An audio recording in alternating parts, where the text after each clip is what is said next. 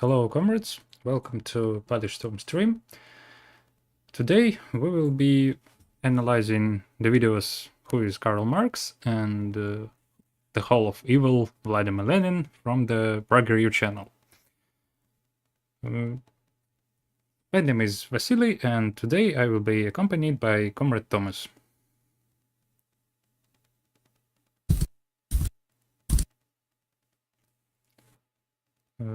Thomas, I cannot hear you.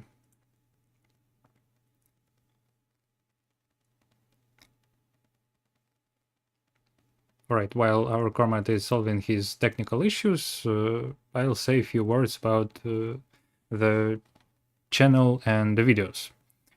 So, the Prager University is a reactionary think tank whose channel has more than 3 million subscribers on YouTube. The channel's stated goal is to promote American values, the usual kind of conservative outlet. It's doing more openly reactionary content on current right-wing talking points rather than anti-communism. The first video about Marx was released in September 2018 and has received about 3 million views. The second video about Lenin is a part of their so-called Hall of Evil series, where PragerU tries to equate people like Stalin, Pol Pot, Mao and Hitler. It was published 5 months ago and received more than 1 million views. Thomas, have you solved the technical issues? Yes, glad to be here. Thank you for waiting. Great. Would you like to say a few words about the man whom we'll be seeing most of the time on these videos? Right. From the start, this is a series by quote-unquote Dr. Paul Kangor, who is a political science professor, supposedly, and we can talk about his credentials for a second, but he wrote the book The Crusader, which just became a movie recently, so he probably got a little check from that, but he wrote this big movie, big book that became this big movie for the right wing about Ronald Reagan. So it's all about how Ronald Reagan defeated communism. So this is a subject dear and near to his heart. But the reason we're hearing from him today is he's a teacher, a professor at a small private Christian school in the middle of nowhere, Pennsylvania, which is notable. This school is because they refuse to follow federal laws about discriminating against women. So that's how they achieved nationwide prominence. But so yeah, this professor is their political science teacher, and this guy is a think tank guy. He's a religious think tank talking head. But yeah, he's a very suitable professor for this kind of Prager so-called university, which I think it's important for us to point out that, you know, this channel used to be called PragerU. Maybe you mentioned this, Prager University. They had to take out the U from its name because it suggested that they were a university, which is illegal in the United States to claim to be an educational institution when you're not. So that's the quality of education we're going to get today. Thank you for this explanation. Now hit the like button, subscribe if you have not done it before, and we will be starting by watching the video about Karl Marx. Ideas have consequences, sometimes good, sometimes bad, and sometimes catastrophic, like the ideas of Karl Marx. Born in Trier, Germany in 1818, Marx didn't invent communism, but it was on his ideas that Lenin and Stalin built the Soviet Union, Mao built communist China, and innumerable other tyrants, from the Kims in North Korea to the Castros in Cuba, built their communist regimes.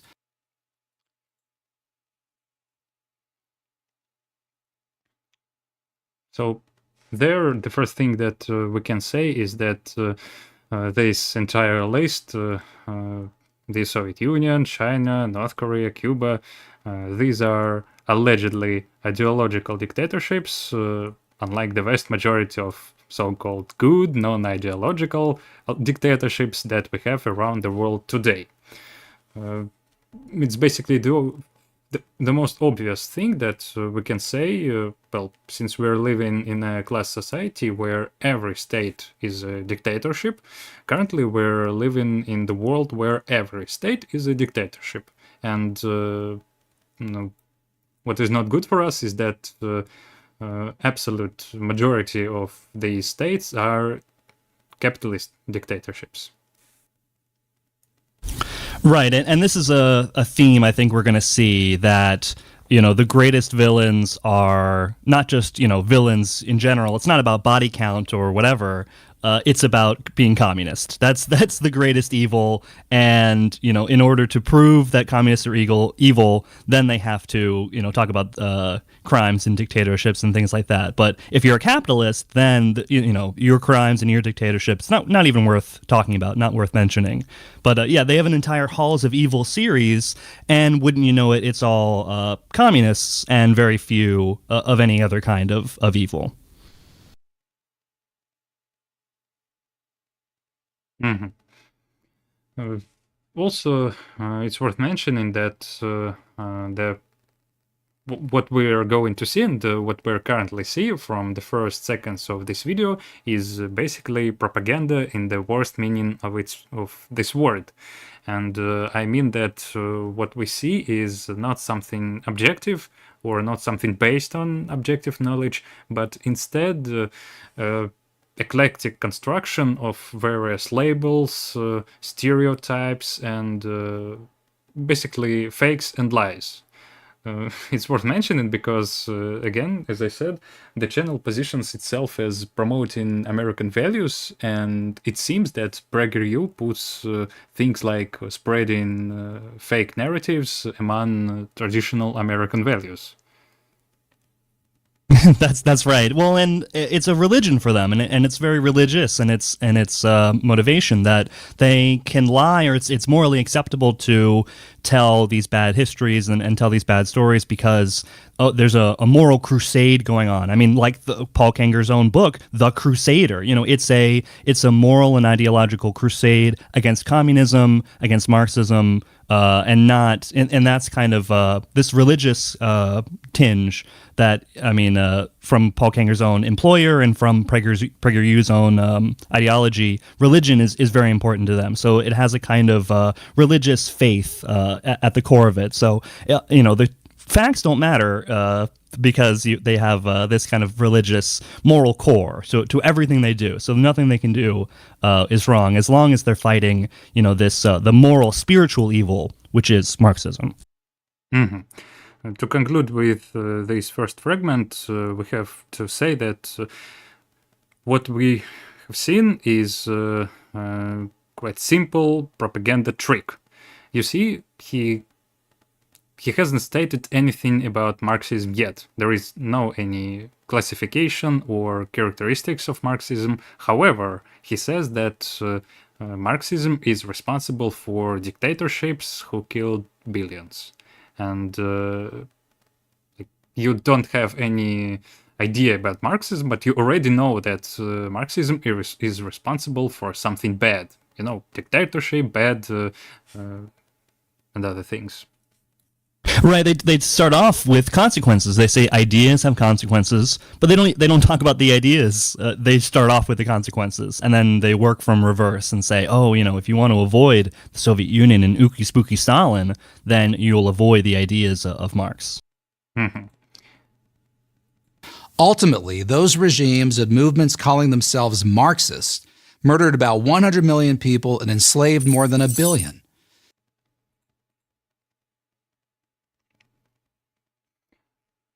So again, what we see is no any definition of Marxism, no any characteristics or features of Marxism. However, he keeps pointing that previously we heard about dictatorships, now we hear about murdering 100 million people.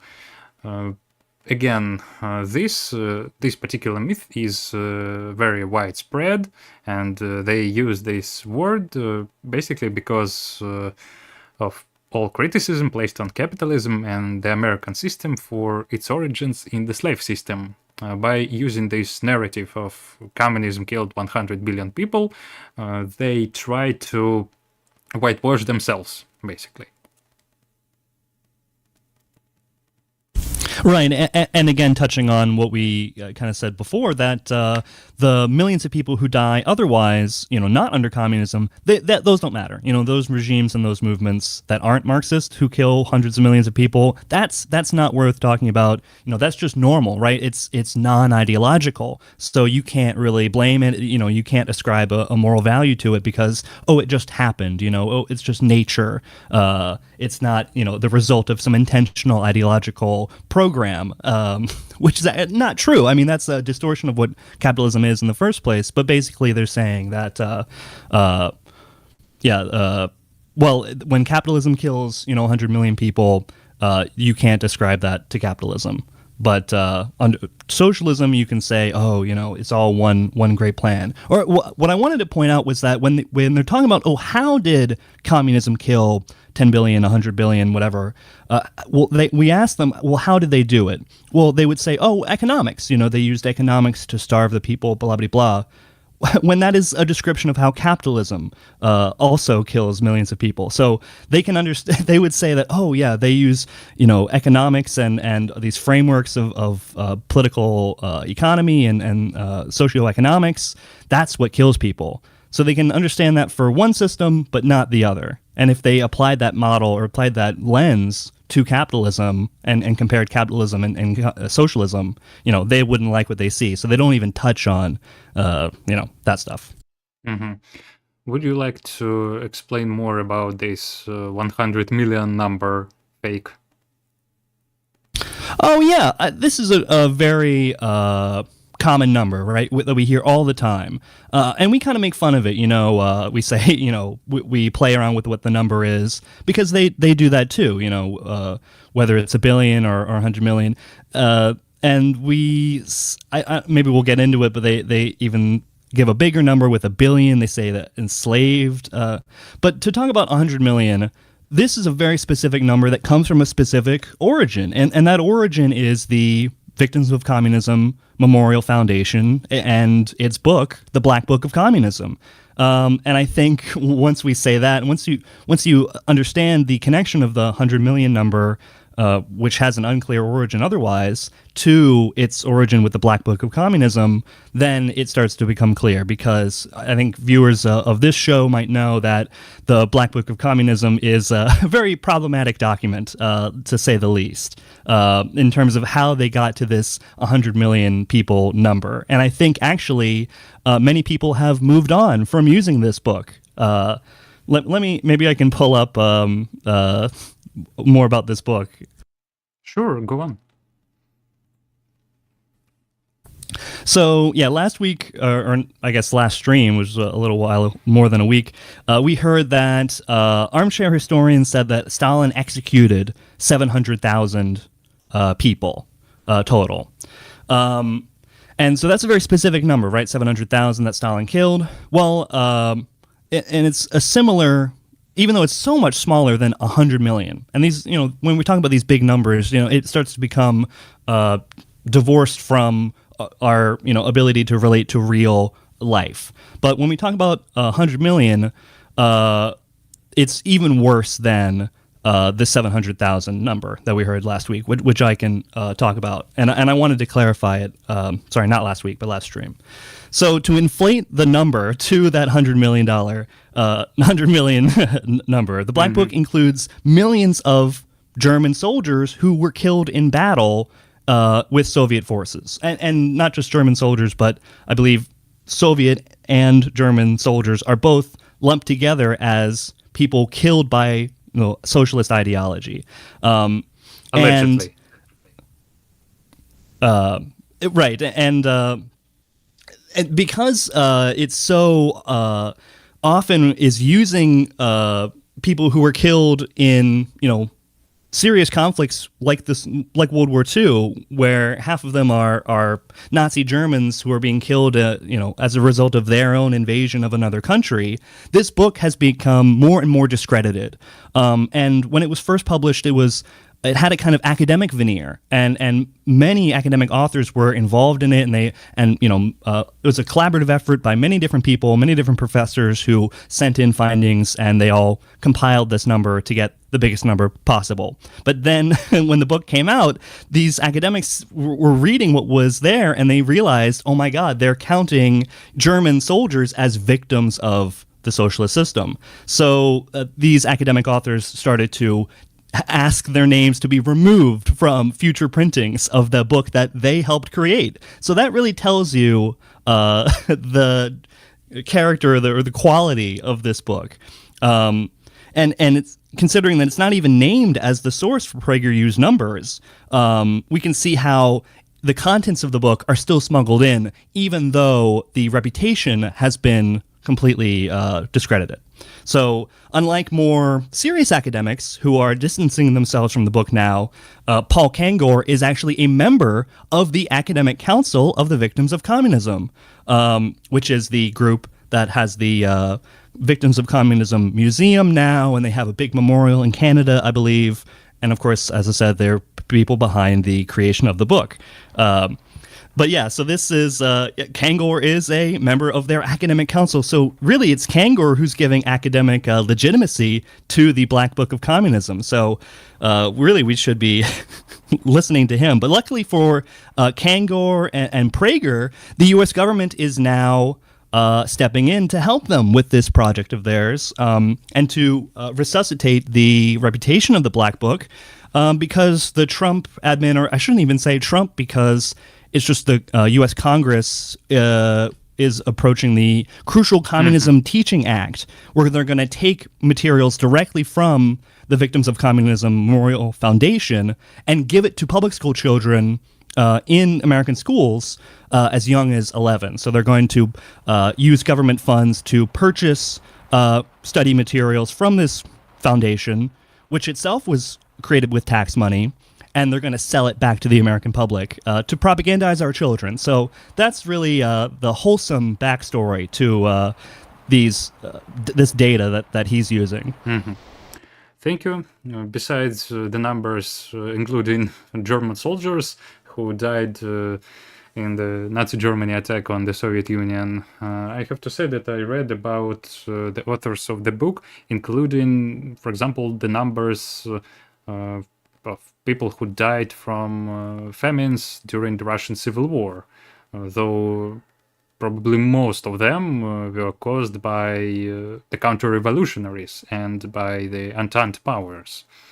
Plus, all the numbers are taken in a very exaggerated way, plus a lot of things that were actually caused by capitalism are counted as communism because communists were somehow involved in there.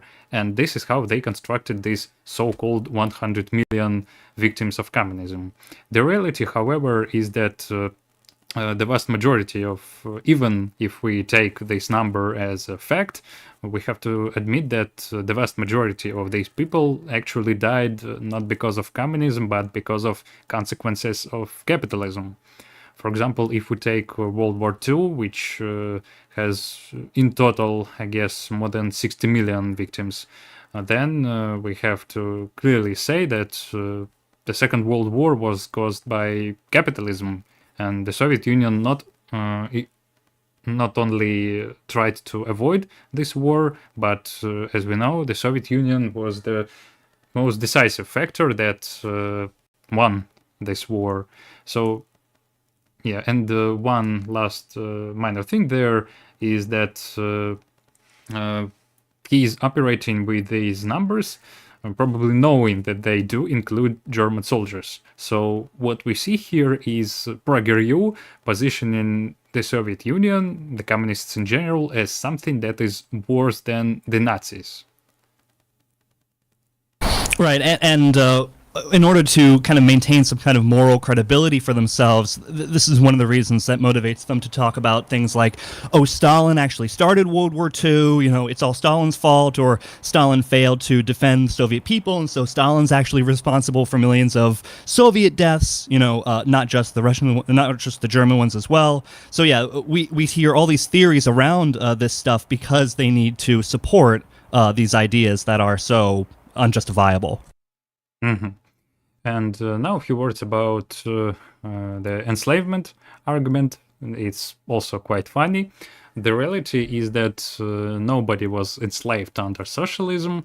In fact, people who lived under socialism were actually free of wage slavery, which exists under capitalism, and they actually had a higher quality of life than the billions of so-called free, starving and underpaid workers have today. It's actually capitalism that continues to enslave people up until this day, robbing them of the value of their products. It's forcing them into squalid conditions, and they simply want to claim that life outside of capitalism is impossible, or it's slavery, it's poverty, other labels that they usually use. Right, and they're basically arguing that since you can't, become a capitalist under socialism, or you can't, accumulate all this wealth, that means your work or your labor isn't worth doing, or that it's slavery.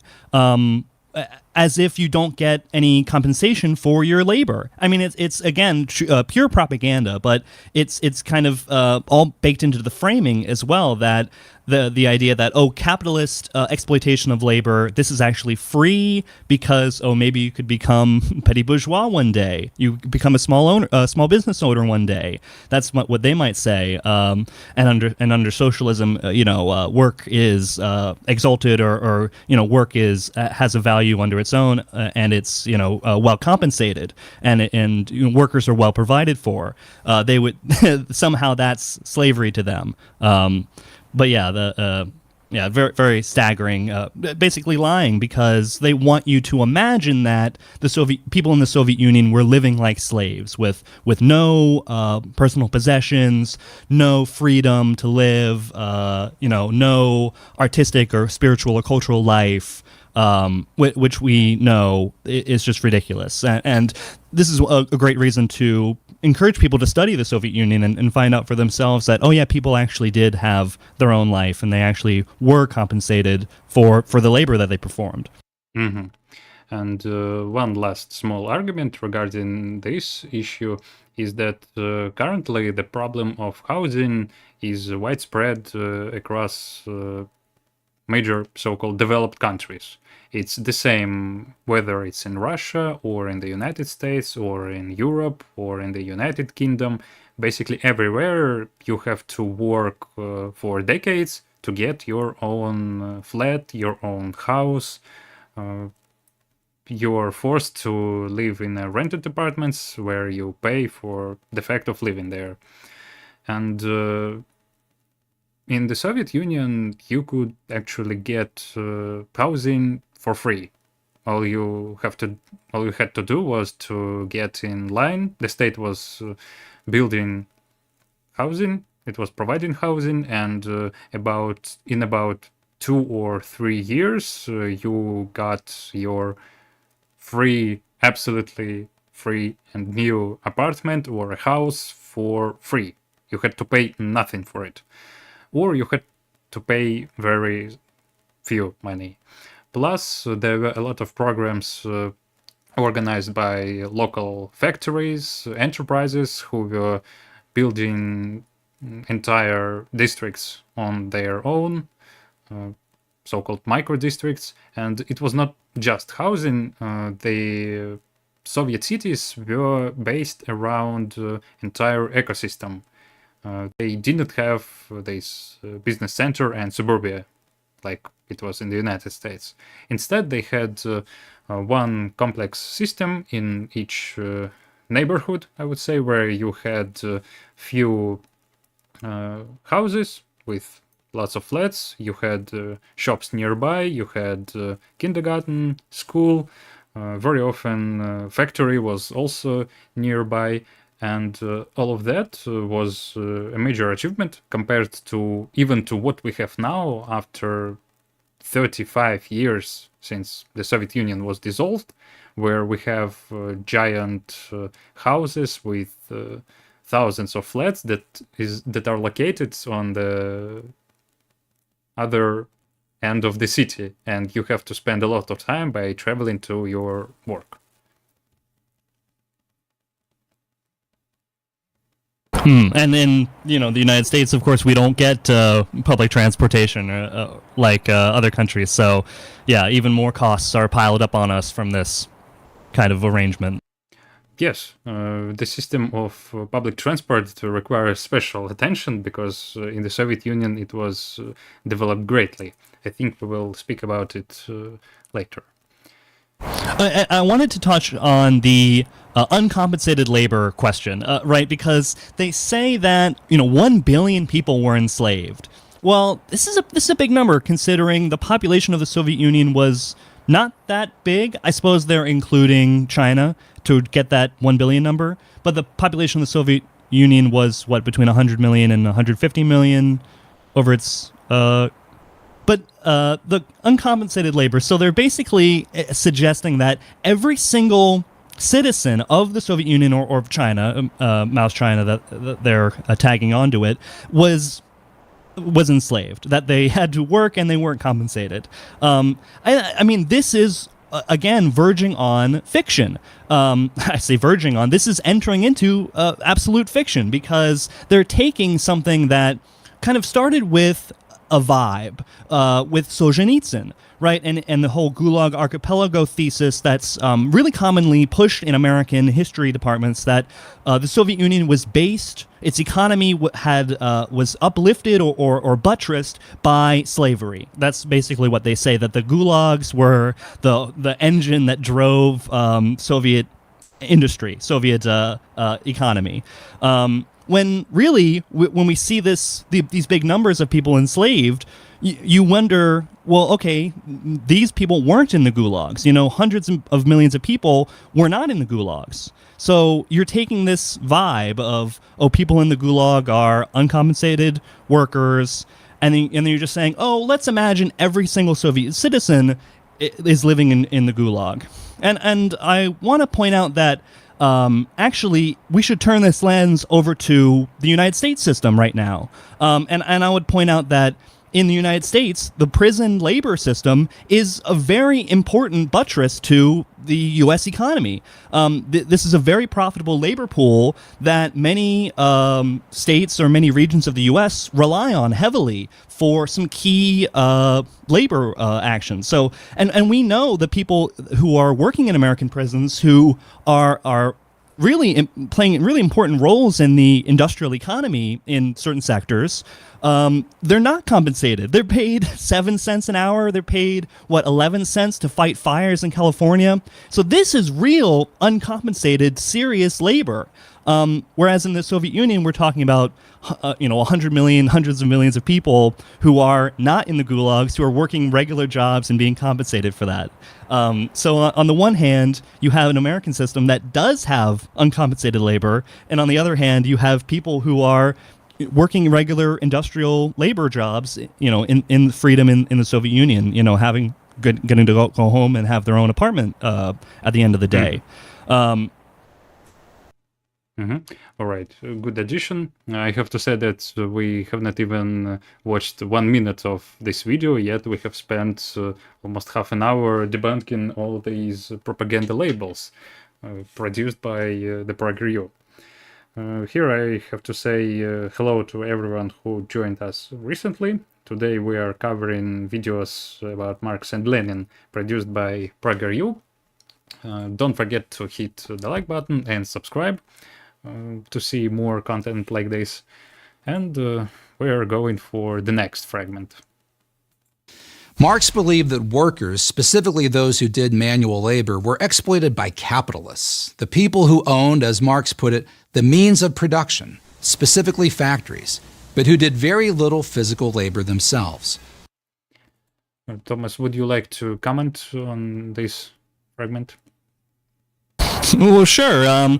One thing I did enjoy was the idea that capitalists do very little physical labor. So implying that capitalists can do a little physical labor, which is, I think, we're kind of entering into a distortion of Marxism.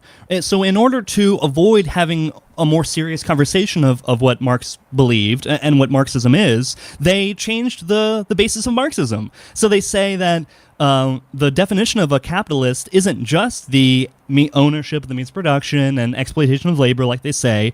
It's also, they don't do physical labor themselves. And so this creates an opening for them. It's a wedge in which they can say, oh, wait, no, actually, CEOs, they work really hard. You know, the CEOs, they do labor, and then they can insert this talking point about mental labor versus manual labor. And this is not what Marx is talking about at all.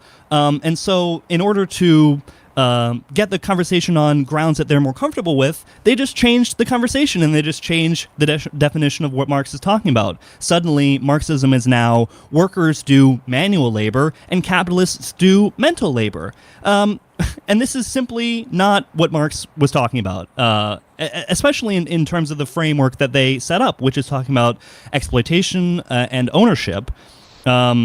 But yeah, so really they want to say that, capitalists can do some physical labor as part of the society, and billionaires, so they can say that billionaires, they don't just make money from their ownership, they have to work hard.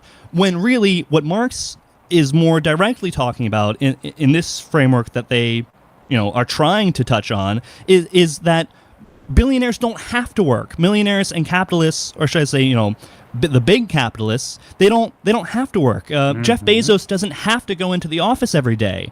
And in fact, he doesn't. These big capitalist owners, they don't work as much as like a regular CEO of a smaller company does. They spend a lot of time on vacation because their money, the revenue that comes in and they live off of day after day, this isn't from their labor. It's from their ownership of stock. It's from their inheritance of, vast quantities of money in the bank account. So that's how they get their lifestyle, not from, I have to make sure that the company, is profitable and I have to do all this work to maintain my position. What Marx is talking about is that these capitalists don't have to do mental or physical labor necessarily in order to maintain their luxurious lifestyle. And that's part of this, the idea of division of labor that Marx is talking about, not the whole mental and physical thing that liberals like to talk about, but that the big capitalists simply do not have to do labor. And that's what distinguishes them fundamentally from the other owning classes, like the smaller capitalists, who do have to work in order to keep themselves in business, in order to keep their businesses profitable. So yeah, right off the bat, distortion of the terms of the conversation. Mm-hmm. Obviously, since they wanted to make a 5-minute video, they could not explain Marxist theory, and therefore they used the straw man argument when they create a distorted image and overthrow it instead.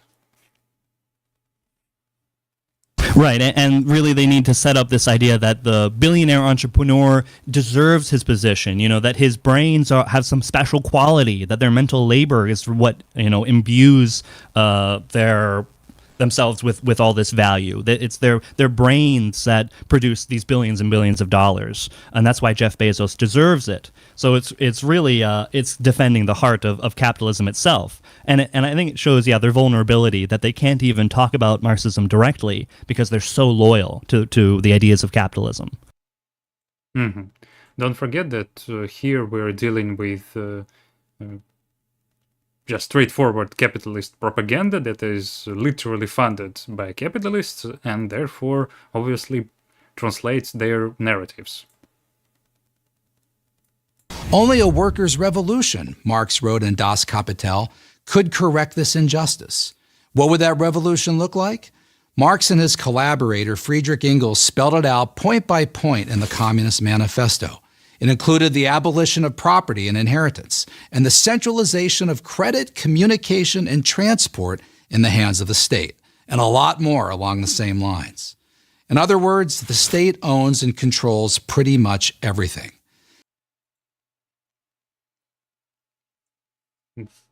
Do you want to say something regarding this fragment?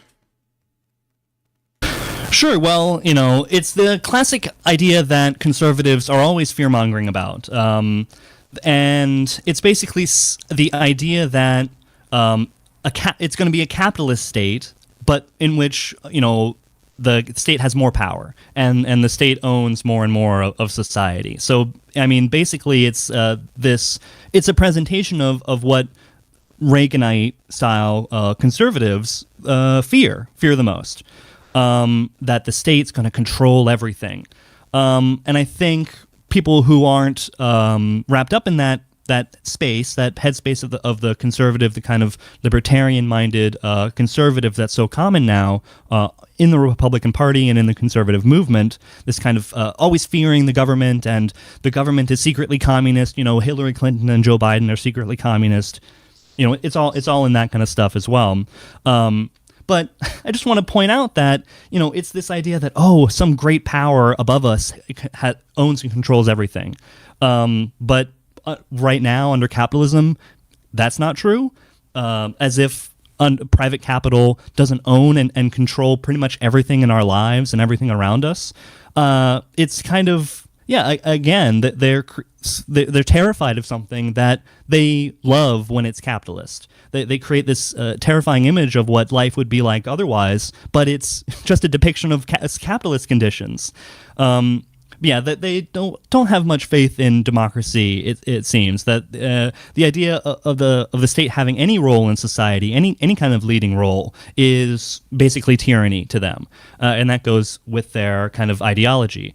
Instead, they find comfort in the role of a few private individuals having tons and tons of power. That's totally fine. And when the state pays millions of dollars for the government to buy the victims of communism's material and put it in private hands and then give it to school children, then the state is good. But we don't talk about that. We don't talk about when the state is good, only when the state is bad. It would be good for us to ask PragerU, which state has the biggest military budget in history right now. Indeed, and this state is obviously the United States, though I haven't heard any words about the US being bad in that video. Plus, as you said, they don't like when it's about socialism, but when it's done by capitalism, it's absolutely fine for them. Maybe you could spot that when describing their revolution in the Communist Manifesto, they mention abolition of property, obviously distorting the fact that here we deal with the abolition of private property on the means of production. So they want to use this traditional stereotypical image of evil communists expropriating your pens, your toothbrushes, making them common, etc. Though in reality, it's actually the capitalist state that will take everything from you if you don't pay your debts under capitalism. They literally take your toothbrushes and your pens. And again, this is not communism, this is straightforward capitalism. Capitalism moments like this happen every day in every country. Right, and even basic things like the state regulating industry, the state regulating companies and things like that can be portrayed then as, that's communist. It's a secret turn of the government to communism, which was this huge thing in the Red Scare with McCarthyism. The idea of the Fabian Road was the idea that, there's going to be a secret takeover of our capitalist government, and there's going to be a transition, and Joe Biden's going to transition us into communism. It's really tied into these kinds of ridiculous notions that the capitalist state is secretly going to become communist if we aren't careful. And it's just a conservative fantasy. Mm-hmm. All right, moving forward.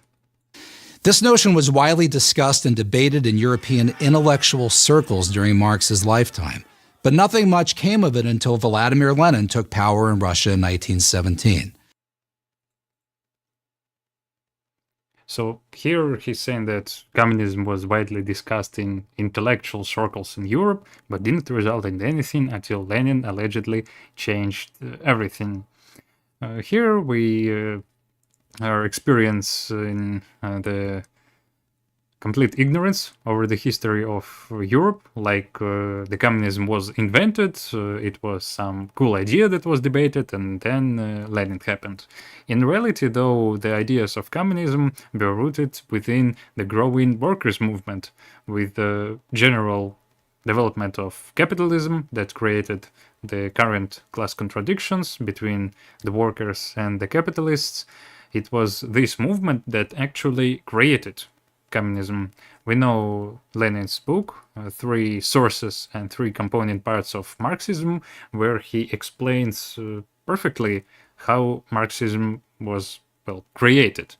And in essence, Marxism combined the most progressive elements of various philosophical and economic currents that existed in the 19th century. It was English political economy, French socialism, and German ideas of dialectics. So saying that communism was discussed but didn't result in anything is, again, another stereotypical propaganda label that we see in this video. Marx didn't invent communism, and if we speak about something that changed everything, we could, well, reference the Paris Commune. We could even speak about German social democrats becoming the first example of organized social democratic party that, at least formally, followed Marxist theory and became a serious organized force within the national level. Absolutely, and they have a lot of loaded rhetorical language here that they're using to do the heavy lifting.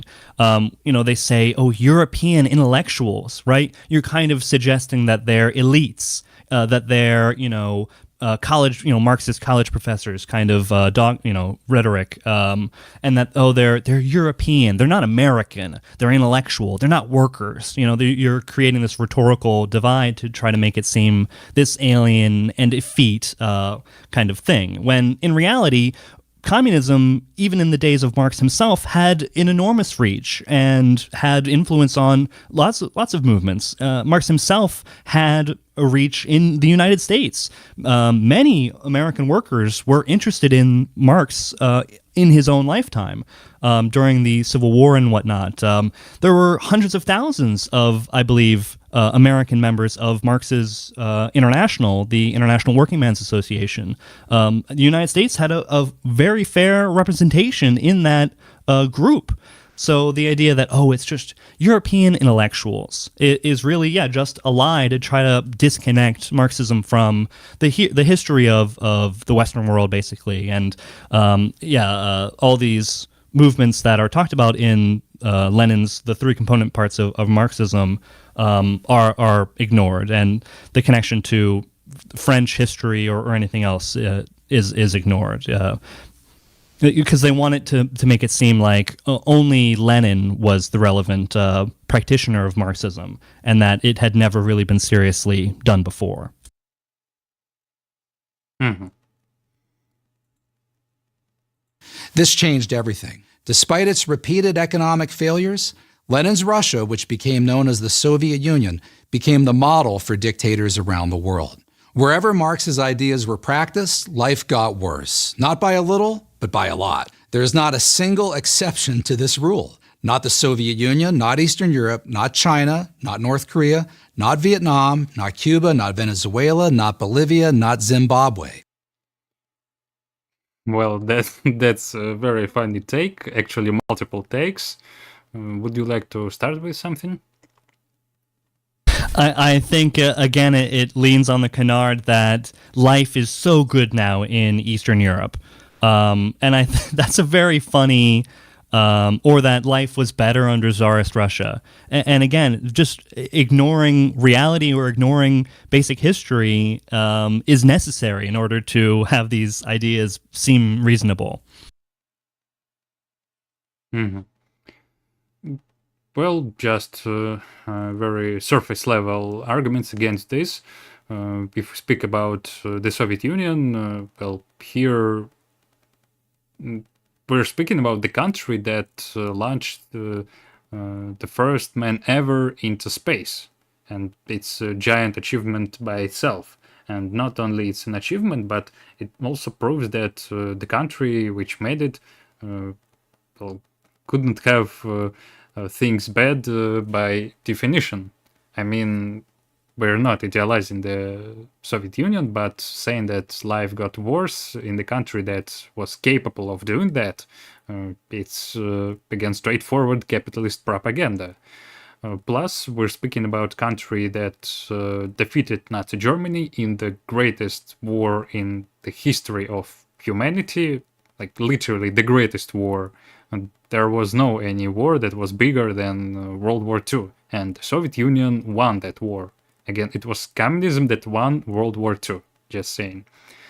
So previously we discussed the housing issue, that life was actually better in, at least in this sphere, in the Soviet Union than it is today, with our current capabilities, with everything that was created in 35 years after the USSR dissolved. If we're speaking about the Eastern Europe, by the way, we're preparing a video on this topic. Eastern Europe before socialism was something like a colony for Western Europe. It was a semi-agrarian region with a lot of poverty, with actual repressive regimes, and after it was liberated from the Nazis in 1944 and 1945, the Eastern Europe saw enormous development, industry, agriculture, culture in general. Life became way better under socialism in Eastern Europe than it was before and than it is now. Because nowadays, though a lot of countries are a part of the European Union, they are actually internal colonies. For example, the Baltic states had giant industry in the Soviet Union. They produced automobiles. They even produced, well, computers. And now they are just semi-colonies with their population dying out, with these regions are probably the most depressive in the entire European Union. They were robbed of their industry, robbed of any perspectives, and they just serve as markets of raw materials and labor for big sharks of European capital like Germany or France. The same could be said about countries like Bulgaria, Romania. They had developed industries back in the socialist time of history. They were producing computers. Like we had Apple computers produced in Bulgaria. Imagine Bulgaria producing iPhones now. This would be something like that. And it was actually real, and it was made when Bulgaria was socialist. And now Bulgaria is one of the poorest states in Europe, just like Romania, again, serving the role of the market of cheap labor, resources, and consumers. Right. Capitalism has turned back the clock basically almost 100 years to before World War II. Countries like Estonia and Romania were, I mean, I believe 90% of imports for Estonia were German imports, and similar for Romania, that they were entirely relied upon specifically German manufactured goods to keep their economy running. So these countries were completely dependent on Hitler's Germany at this time, back in the 1930s. So this is and only now we're seeing a return to this relationship of dependency, where countries like Romania and Bulgaria are totally crippled, and there's not possible for them to develop a strong economy on their own again. So why was it possible under socialism, but it's not possible apparently? Well, why is this imperial dependency necessary today and 100 years ago, but not under socialism? They don't tackle that. Mm-hmm. Also, if you take a look at the screenshot, you can see that he's trying to say that life is bad in countries like Vietnam, and also trying to equalize states like Cuba, Venezuela, Bolivia, and Zimbabwe. Well, Bolivia and Zimbabwe, as far as I know, are just capitalists like the US. And even if we're speaking about Vietnam, I think he just tries to compensate for the fact that the USA lost the war to Vietnam. Right, and now actually Vietnam is an ally of the United States, and it's very anti-China, and very notable for its capitalist mode of production. I'm sure there's lots of people like Luna Oi or whatever who would object to that, but Vietnamese capitalism is very apparent, in terms of the they make all the shoes for Nike and iPhones and these kinds of things in a oppressive capitalist way that you also see in Taiwan or whatever. They complain about Vietnam, even though they should, be happy that Vietnam is now totally capitalist. And I guess we could talk about, Bolivia and Venezuela as well. They're talking about these countries being Marxist dictatorships when they came to power through a social democratic movement. So even bourgeois democracy, even getting elected and having social democracy and not instituting a Marxist dictatorship, so-called, even doing that is too much. Even having social democracy is too much. It doesn't matter that I believe they even reject Marxism explicitly, and they say, we need to have our own thing. Essentially, we need a capitalist economy with some state intervention. And so it goes back to their conservative libertarian conception that any kind of state intervention in a capitalist society is communist and it's dictatorial. Mm-hmm. Using this method, they could label the current UK as socialist too, because, Keir Starmer is a Labour Prime Minister and Labour Party is dominant in the parliament. Therefore, for PragerU, the UK is probably another communist dictatorship right now. Right, and I think that gives up the game that when they talk about, let's say, Scandinavia or Germany, UK, and they talk about the national health care that they've got there or the state services that they have, they say, that's actually capitalism. Don't worry, that's not socialism, that's capitalism. So they can identify it when it's people we're supposed to like. As Americans, we often envy European social systems, but they can say, actually those social systems, that's capitalism. Don't worry, but the spooky, scary same thing of social democracy and coming to power through elections and progressive reforms, small changes to labor law and things that are happening in Bolivia and other countries right now. That's bad because they're poorer countries, I suppose. That you can talk about the failures of their economy and say, those failures are because of social democracy, when you would never identify that for Scandinavia, you would never identify, that Bolivia is actually a big dictatorship and Scandinavia is capitalist. It's completely convenient for them, whatever's convenient to say. Mm-hmm. Wherever Marxism goes, economic collapse, terror, and famine follow. So, if cataclysmic failure, meaning terrible human suffering, is the inevitable legacy of Marxism, why do so many people, and now especially young people, defend it? The most common answer Marxism's advocates offer is that they, whoever they are, Lenin, Stalin, Chavez, never really practiced Marxism. They all somehow got it wrong. What do we want to say there? I'm not seeing exactly what we broadcast in terms of the video when we do, but so if you want to lead the way, I can maybe pick up on what you start laying down. Mm-hmm. All right. So there,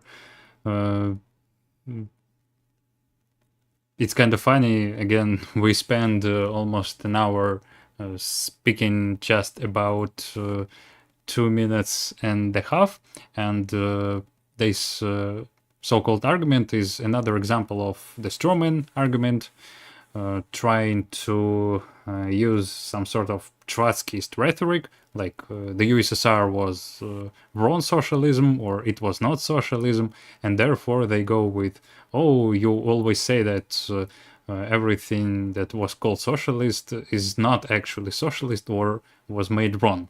Another example of how Trotskyists supply capitalists with propaganda narratives. And I would like to point out, if we've gotten to this part where he says, who determines ability, who determines need? The answer is the ruling elite of the state, right? The ruling class of the state. Wouldn't it be bad if the ruling class decided what we needed and determined the value of our labor based on their own needs as a class? Wouldn't that be bad? Well, it turns out we've got that under capitalism. But of course, that's not worth commenting. When a capitalist determines the value of our labor, we say, thank you, sir. Thank you for giving me this job. You sacrificed so much by paying me a wage to produce value for you. Mm-hmm. Plus, again, trying to equalize people who are completely different with each other in terms of views and even relations to Marxist theory. Right, Lenin and Stalin, sure, no problem, but saying that Chavez was Marxist, it's like no comments. Or, again, trying to create an image that Chavez was following Lenin and Stalin in their views on Marxism. I have to say that if he considers this to be true, then he's putting Chavez very high. Imagine if Chavez was actually Marxist-Leninist. Obviously, this would be a very different kind of talk. Right, Venezuela would be a very different place, very different things going on there. But yeah, and I want to point out again that the answer about the state organizing industry and the state kind of distributing needs, distributing based on need, well, why is that so impossible to imagine? Because, socialism is indeed a system with state planning. But unlike in capitalism, need isn't determined by market forces and the individual property of private capitalists. Resources are distributed and organized. The movement of resources throughout different sectors of the economy is organized based on objective data on the country. And we live in an era where that is so possible to do. We have so much objective data about everything that goes on in our country and in our economy that it's really feasible and possible to have a centralized planning system and to actually make good decisions based on data. But no, they slam the possibility for any kind of state planning by saying, oh, there's a ruling class, so this objective data isn't going to be used. When it's just ridiculous. The whole state wouldn't be able to develop industry if it ignored this objective data. And I think one thing we can say about the Soviet Union that they might agree with, that the Soviet Union did develop its industry. So clearly something objective was seen by the state. It wasn't all just based on what Stalin wanted to steal, all the rubies and diamonds that they're going to collect in their pockets. Clearly, it's not all about that. Somehow they were able to use this data to develop the country and provide, all the housing and all the things that we know that were provided. Mm-hmm. Marxism, we are told, is, at its essence, about sharing what we have, from each according to his ability to each according to his needs, as Marx put it. Maybe that sounds good to you, but what does it mean? Who determines ability? Who determines need? The answer is the state, the ruling elite. Under Marxism, that's who has all the power. Well, actually, under capitalism, it's the ruling elite who decides what you need and what you are able to do. Like, literally, we have giant advertisement industries in every country of the world trying to impose on you things that you don't actually need. But they want to sell them, they want to have money, and therefore they literally brainwash into believing that you need this or that thing for 0.99 cents or $999.99. Right, and they determine, how much food you deserve for the labor that you do. Even down to the smallest grain of rice or whatever. They apply this value, and if you don't meet their criteria, the criteria of this state system and the capitalist ruling class, then you can literally starve to death. So that's not even worth discussing. But when the state is supposed to be distributing wealth in a Marxist way, then that's bad.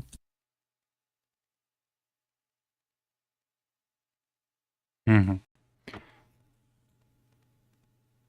That's why the truth is this. Marxist dictators like Lenin, Mao, and Pol Pot really did get Marxism right.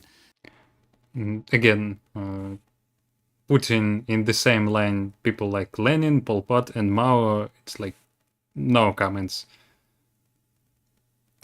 Also, one thing about determining ability and needs, actually under socialism, it's done in a scientific way, again, without imposing things on people that they don't need. Actually, on the contrary, giving people things that they need to have in order to live well. Free housing, done. Free healthcare, done. Turns out that you don't need a lot of clothes. Like, you just need essential things. You don't need a lot of cheap, bad quality things that we currently have. Like this so-called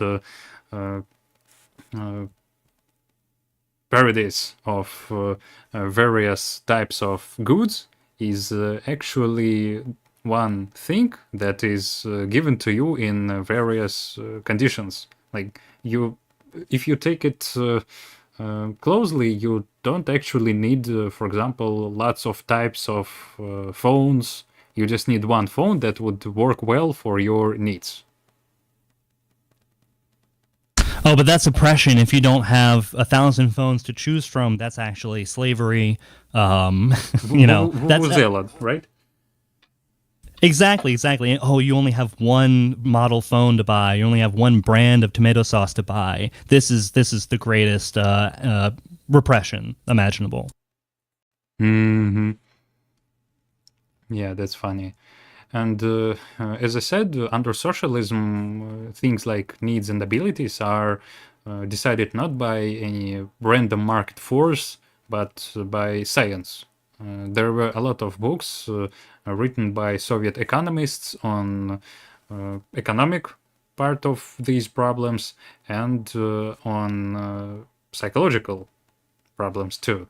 So saying that elites determine your abilities and needs, well, technically we could say that in the socialist states, the working class becomes the ruling elite, and therefore the representatives of this class, the Communist Party, the Soviet power, if we speak about the Soviet Union, were doing what they considered to be good for the working class.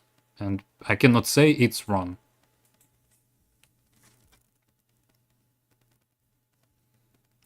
All right, going forward. They wanted absolute power, and Marxism gave them the way to get it. Karl Marx never had to face the consequences of his theories. He lived most of his adult life breathing the free air of London, England, living off the generosity of his collaborator and patron, Engels, who, as it happens, inherited his money from his wealthy merchant father. So here it's quite ironic, again, as if the viewer knows very few things about the life of Marx and how did he became allegedly free in England. To the story was that he was the subject of intense police repression. He was targeted by the Prussian police, by the French police, his newspapers. He was, if you remember, an editor of several newspapers. They were shut down, and he was forced to leave the country. Again, this is the freedom of capitalism. And I believe that we have to say a few words about this argument that Marx never worked in his life. Right, that he somehow teleported to England. Yeah, he lived in Germany, and somehow he ended up in England, and it's not worth investigating. When in fact it's at the core of what they're talking about, and their concept of Marxists supporting totalitarian, state repression, or supporting versus supporting, freedom and rebellion against tyranny. Mm-hmm.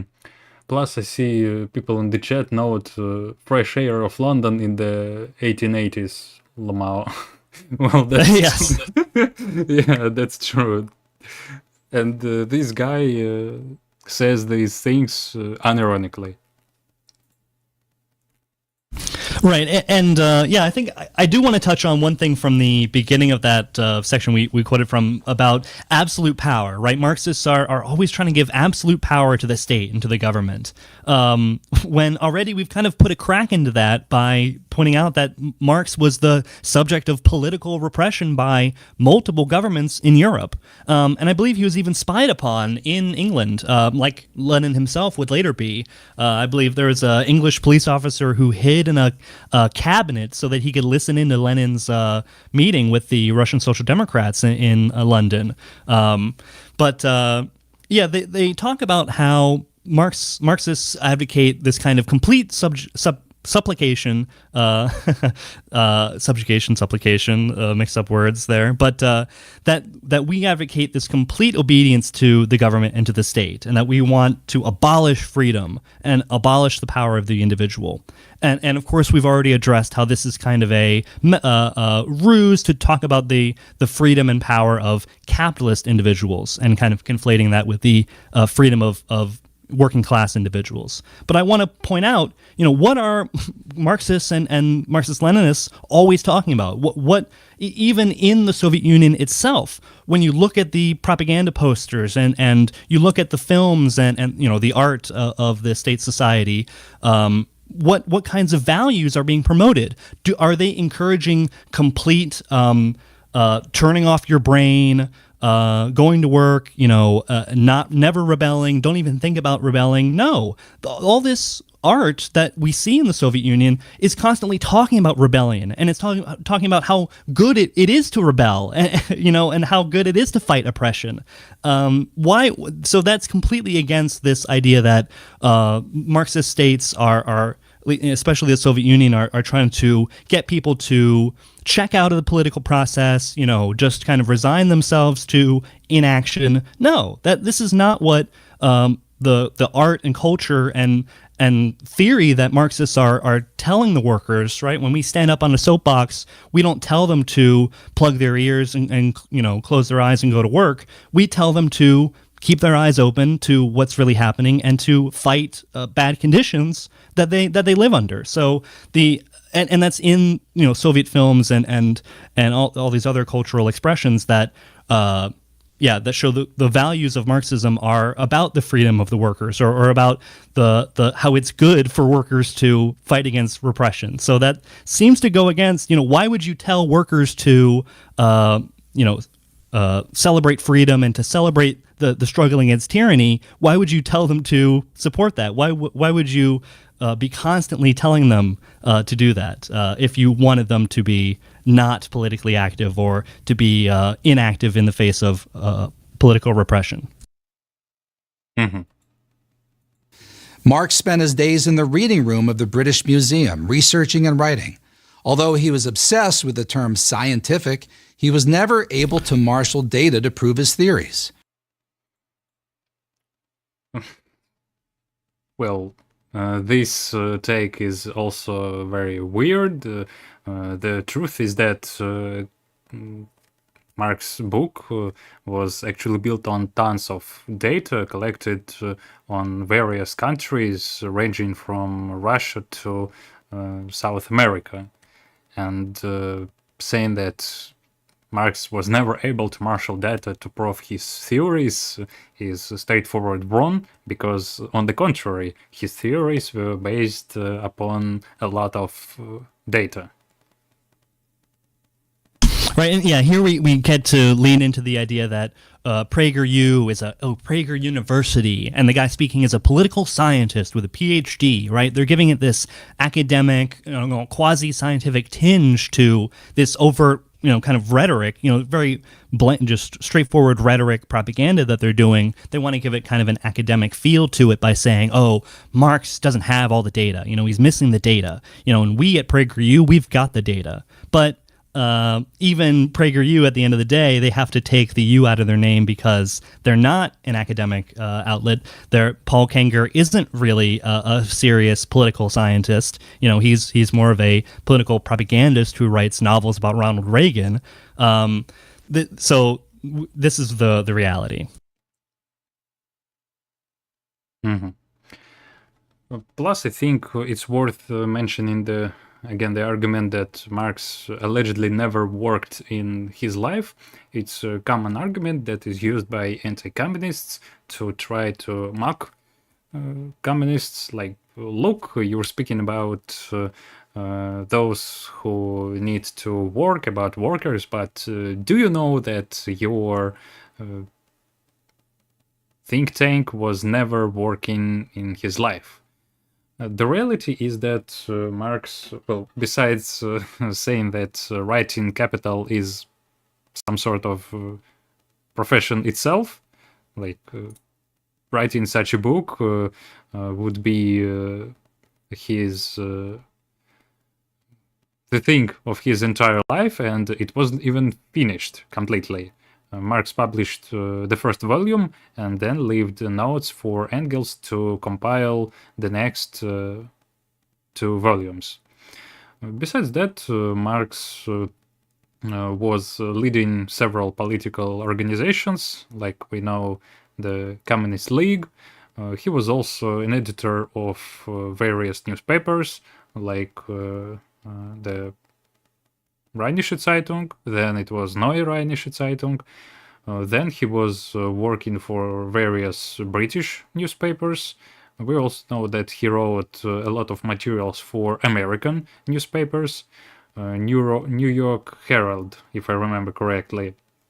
He was doing what is currently known as war analytics. He was writing analytical materials for American newspapers when there was the Crimean War. Then both Marx and Engels wrote similar materials about the war between France and Prussia in 1871. And Marx was also a secretary of the First International, the International Working Men Association. So, yeah, you cannot say that Marx never worked in his life. And even besides this work, he actually received very few money. If you look into Marx's biography, you can see that he and his family almost constantly lived in poverty. And Engels had to struggle hard in order to get some money for Marx. At one time, they were almost thrown out of their house because they literally had no money to pay. But thanks to one of their friends who just gave them some money, they were able to hold a little while before Engels could transfer some money too. Right, and before they were so careful to defend the concept of mental labor, right, when they're talking about capitalists doing labor versus not, and now they completely discredit the idea of mental labor. Now it's not even work. And of course, Paul Kanger that's his job, right? His job is political scientist, is mental labor, and he doesn't even work very hard doing that. But suddenly Marx going to the library and studying. I mean, and that's how a scientist at that time would find out data. That's where facts and data would be compiled in these books and appendixes that would collect economic data. Marx was actually going through this and reading this, and so that is a kind of work that needs to be done, mental labor. But of course, it's completely selective when they care about certain kinds of labor or not. Mm-hmm. There's a good reason for this. There was no data to prove his theories. For all his time in the library, Marx couldn't find any evidence to suggest that capitalism, the free exchange of goods and services through privately owned business, was a passing phase. Throughout the industrial age... Well, that's just, again, straightforward wrong, because it's actually based on data and on history that both Marx and Engels showed that capitalism is just like every other previous stage. It has a beginning and the end. And just like previously people lived without the state and without the capitalist system, they will live without the state and capitalism in the future too. Like, it's not determined, but it's completely possible. Age working conditions constantly improved. It's very strange that they just look at Das Kapital and they look at all the numbers in there and they just say, "Nuh-uh." That's all they can say is just a denial and say, "Oh, this isn't real. What's in this book? That's not data." Well, where did it come from? Did Marx invent it? They aren't brave enough to lie to that extreme end that Marx just invented all these numbers, but they're brave enough to lie in this kind of sideways way where they say that this data is somehow illegitimate. Mm-hmm. And wealth expanded. Marx had to rely on outdated reports to make his case. And even then, he had to manipulate the data to get it to conform to his predetermined theories. Wait, so this person just a few seconds ago claimed that there was no data for Marx to confirm his theories, but now he says that there was actually data, though it was outdated. And though it's a contradiction itself, obviously this whole take is wrong, simply because Marx constantly used not only data on the previous periods of history, but also on the current conditions. And he gathered a lot of information. Yeah, I suppose they're saying that, it's not fair for Marx to work from the data that he has because he didn't live long enough to see how great capitalism would be over the following decades. Like, it's not fair that you're looking at the 1830s when, capitalism was employing so many child workers and things like this, and it's getting so much better after this period. Well, I think the history since the data, that since the era of Marx's own life has only proved that capitalism is not making things better and better.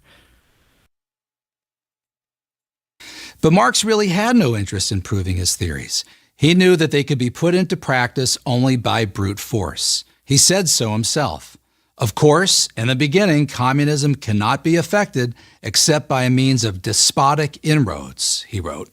His ends could be attained only by the forcible overthrow of all existing social conditions. All existing social conditions.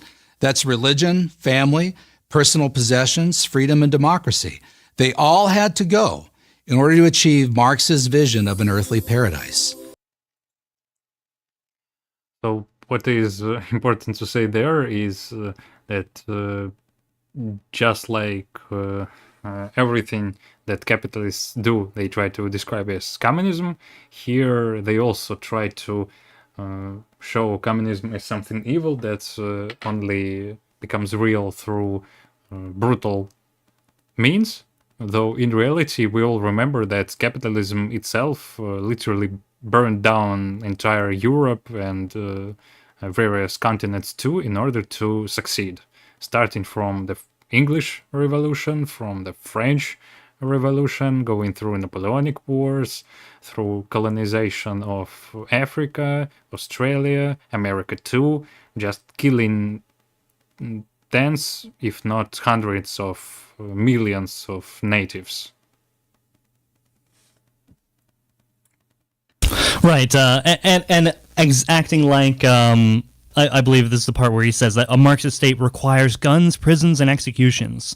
A state that requires guns and prisons? Is PragerU advocating the abolition of the state? Is he talking about cuts to the U.S. military and reforms to our prison system? It's because it seems like he's suggesting that a real democratic free state doesn't need guns and prisons. That seems right, because only a evil Marxist state does. It's just ridiculous. Additionally, he tries to portray Marx as a denier of religion, family, personal possessions, freedom and democracy, etc., etc. Though, again, it's capitalism which does all these things. Regarding religion, well, who is turning churches and monasteries that have been existing for centuries into places to film not safe for work content? It's not communism, it's capitalism. Who is destroying families? Or what is destroying families? Yes, it's need and poverty that is caused by what? Well, it's capitalism. Personal possessions, again, mentioned before. Capitalist state just comes and takes your toothbrushes and your pens for debts to banks. And freedom and democracy, it's, as we can see, a process that a lot of countries across the world are currently experiencing. From Trump's America to Putin's Russia, everywhere they are taking away freedoms and democracy. And again, it's not being done by communists, it's being done by capitalists. Absolutely. And again, it requires this kind of denial of a view of real conditions and reality, right? The reality that families are, or the birth rate is crashing because families are, not able to provide for themselves financially. Religious ideas are dying out under capitalism. I mean, these things are happening, because of capitalism. But when you point that out to them, I think that is when they are forced to start to deny reality, and they say, oh, actually, this is a cultural Marxist conspiracy to undermine religion, to undermine the family, to undermine democracy. So they have to create these ridiculous fantasies in order to suggest that, Marxism will actually do even worse things than we're seeing now, or actually Marxism is responsible for these evils under capitalism. And Marxism has been facing this kind of slander for its entire history. Even in the earliest writings of Marx and Engels in the Communist Manifesto, they're addressing the idea of the family, that Marx and Engels are saying are accused by their enemies that of saying that they want to abolish marriage and things like this, or they say, I believe they were accused of making women, or wanting to make women common property, right? So they completely Marxists have been facing these completely ridiculous accusations in regards to their views on the family and why the modern family system isn't great, or especially back in Marx and Engels' own time, when the male of the family would, force his children into labor to provide for the family, and the wife was a slave in the home. There were serious problems with the bourgeois family, and there are still today. But still, Marx is accused of saying, they want to make women, the social property, and they want to abolish the family all at once, and these kinds of things. And so even in the Communist Manifesto, Marx has to clarify that these are basically lies that are being accused, thrown at them. Mm-hmm. Though I have to say that this exact argument is somewhat disappearing, because the reality is that capitalists made women common by, again, things like NSFW content, by the existence of OnlyFans, where women are literally becoming a common property for which you can just open the site and pay. Right. The end of socialism in the USSR was the beginning of a new age of prostitution in those countries. And as conditions get worse here in America and all over the world, the basically slavery of women in conditions of prostitution is increasing more and more. But again, they demand that we ignore modern reality in order to fixate on this fiction of Marxist past evil. Mm-hmm. But since few people give up their liberties and property voluntarily, creating a Marxist state has always required guns, prisons, and summary executions. Again, this is what requires capitalist states to simply function right now. Marx's many disciples from Lenin on never considered this a problem. Some, like revolutionary poster boy Che Guevara, considered it a bonus. And I wanted to point out, maybe I'm interrupting. Go on. That they present this as a quest for a utopia, as a quest for a paradise.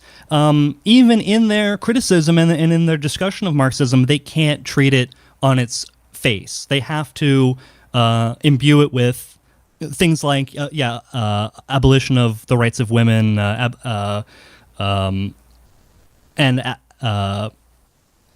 pardon me, this utopia, right? They're saying that, Marxism believes in a utopia, and that socialists are saying that once the socialist state is created, all of life's problems will disappear. We hear this again and again from liberal critics, from conservative critics of Marxism, that as if Marxism is claiming that a utopia will be immediately created and all of life's ills, all economic problems and all social problems will immediately disappear in a kind of rapturous, religious kind of paradise that's immediately conjured up. But this is simply not what Marx talks about. And it's not what what supporters of the Soviet Union would talk about. I mean, we talk about certain problems are able to be resolved. That's not a concept of paradise. That's not a utopian vision. It's just a vision of things that are better and a realistic one. But they want to portray reasonable demands like housing and free healthcare and all these things that we've talked about and that they've said are evil, like state control of the economy. They want to present that as this almost religious conception of a world of tomorrow, when really we're talking about socialism does solve certain problems, but we need to continue, society and life continues even once socialism is established. We don't believe in this kind of religious, heaven on earth kind of thing that we're always being accused of. Mm-hmm. Proof to execute a man. Che is said to have boasted, "I only need proof that it's necessary to execute him." If you're still a fan of Marxism after all the death, suffering, and destruction it's caused, that's your right. But own up to it. Don't hide behind the "it's never really been tried" line. It has. Well, so here we certainly do not say this, and in fact, the channel undermines this claim themselves, but by pointing out the growth of Marxism today. These Marxists aren't all opposed to the USSR, and the most successful opportunist parties in the United States, like DSA, PSL, and others, all argue that Marxism was indeed applied in the Soviet Union, though, of course, in their own opportunistic ways. Indeed, socialism has been tried, Marxism has been put into practice, and we see that the results of applying Marxism are actually great. We see great development of science. We see people winning the biggest war in the history of humankind. We see great industrial development. We see people enjoying basic needs for the first time in human history without the need to strive, without need to go through blood, pain, and tears. All things were guaranteed by the fact of living in the socialist state, and this is something that it was tried by socialists in the past, and it was a reality, and these things have never been tried under capitalism, and they are not reality even right now.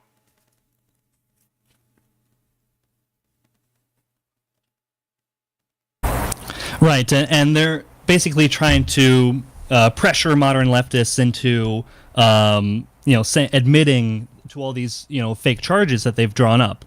But we do own up to the legacy of Marxism, and we don't hide behind the idea that it's never been tried. In fact, it has been tried, and yeah, like Vasily was outlining, it's been successful. So we don't have to lie about it.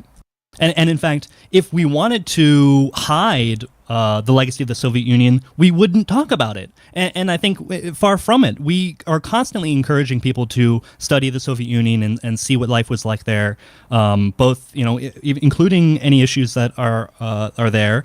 You'll see that if you study it. But we think that, obviously telling people to study the Soviet Union, you're going to see stuff about it. So we're not trying to hide its facts.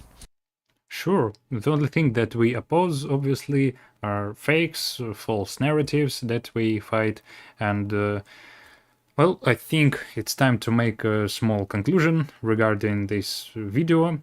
So it took us an hour and a half to watch 5 minutes of this video, and we see how much anti-communist propaganda is squeezed into these 5 minutes. Just most common stereotypes that have been proven to be wrong like thousands of times. All of them were compressed and put into this video, just simply filled with propaganda, with false narratives, with fakes, and as I said before, it seems that PragerU considers spreading lies a core part of American values. Right, absolutely, and I think it's important to show, this disparity between the length of time that the video we're commenting on has taken versus the length of time needed to debunk it. I think that's a serious problem, that it takes 1 second to tell a lie. You can tell a small lie like 100 million dead, 1 billion enslaved. You can have a pithy, quick line that takes longer to debunk. And so it's very easy to lie, and the work falls on us, communists, to explain the truth, and that takes more than a minute, more than 1 second to debunk a lie. And we have facts on our side, but it does take some effort. And they can always come up with new lies, or they can always utilize new stories, and they have this whole arsenal of spooky stories and things like that to use to talk about us. So it's necessary for us to do the work, or at least be conscious about what we hear and understand that there's a deeper reality, and there's deeper facts behind the words that they're saying that can be used against, to disprove them and to prove the reality of socialist life. Mm-hmm. And this video is another example of capitalist propaganda being actually closer to the Nazis than, as they try to claim, the communists being closer to the Nazis. With the example of this video, we see how PragerU applies the logic of well-known, good old, so-called Dr. Goebbels, who followed the logic of putting more and more unbelievable lies, so that there is a higher chance of people actually believing them. And here we see, again, on this example, that capitalists have more in common with Nazis than with the communists. And one great shame that we have to face is the fact that leftists and so-called communists agree with a lot of what Prager is saying about criticism of the Soviet Union. And so we even hear from liberals and leftists laundered versions of these arguments that we hear from these hard-right conservatives, these people who, normally they would never agree with, but on certain issues about the Soviet Union, they can agree because they want to agree, or these leftists, they want to adopt these criticisms of the Soviet Union, like the 100 million deaths number. They want to act on these thoughts and ideas that they have that are keeping them away from Marxism-Leninism, and use it against us. So I think criticizing and understanding this kind of propaganda is actually very useful for talking to various kinds of people. And I think last stream we said something similar, that leftists and people who are kind of taken away by the propaganda against the Soviet Union, they they really believe a lot of these stories that they hear, and so it's really necessary for us to challenge them in serious terms, and as well as making fun of how ridiculous they are. That's true. A lot of people forget that when we speak about capitalist historians, about capitalist mass media, we deal with the system of propaganda that is brainwashing people every year, every month, every week, and every day into believing that communism is bad, that getting rid of all the problems of the current society is somehow worse than having these problems. Again, this video shows that capitalism cannot win a just battle. We see that if you use facts and logic, you can easily debunk 100% of the arguments from this video. And this is why they try to rely on stereotypes. They try to create images that would make the current reality better than the alternative.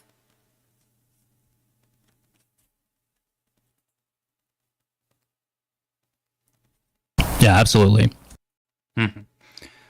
All right, so I have to say that previously we wanted to cover 2 videos on this stream. The first one about Marx and the second one about Lenin. However, as you can see, well, we didn't expect that, but it turned out to be so that it took us simply an hour and a half to debunk one 5 minutes video, and for the next one about Lenin there is the same amount of capitalist myths and propaganda. Therefore we will probably do it on the next stream, and besides that we will also take a look at the video about Stalin. And for now I think it's going to be it. The video of the stream will be available on YouTube. Don't forget to hit the like button and subscribe if you enjoyed our analysis. I think we will also put some useful books for you to read on the topics explained in our stream. And don't forget to click the bell button so that you could get on our next stream. Thank you for joining in, comrades, and see you next time. Goodbye. Thank you for joining. Bye.